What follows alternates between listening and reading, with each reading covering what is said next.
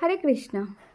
আমরা যদি নিজের অনিচ্ছাকৃত বা খুব অসহায় অবস্থাতেও যদি ভগবানের পবিত্র নামগুলো উচ্চারণ করি, তাহলে কিন্তু আমাদের জীবনের যে পাপময় কর্ম আছে সেই পাপময়ের কর্মের কিন্তু প্রতিক্রিয়াগুলি দূর হয়ে যাবে।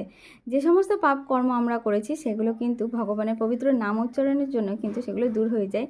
ঠিক যেরকম সিংহ গর্জন করলে যেরকম ছোট ছোট প্রাণীগুলো সেখান থেকে ভয়ে ছুটে পালিয়ে যায়, ঠিক সেই রকমভাবে আমাদের জীবনে যে সমস্ত পাপকর্ম করে আমরা এসেছি এখনো পর্যন্ত, যদি ভগবানের পবিত্র নাম উচ্চারণ করি তাহলে কিন্তু সেগুলো দূর হয়ে যাবে।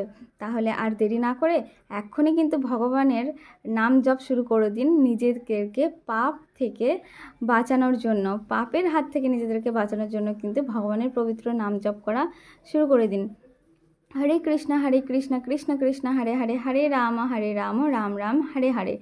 এই ভগবানের এই পবিত্র নাম জপ করে নিজের মনকে পবিত্র করুন এবং সমস্ত পাপ থেকে দূরে থাকুন।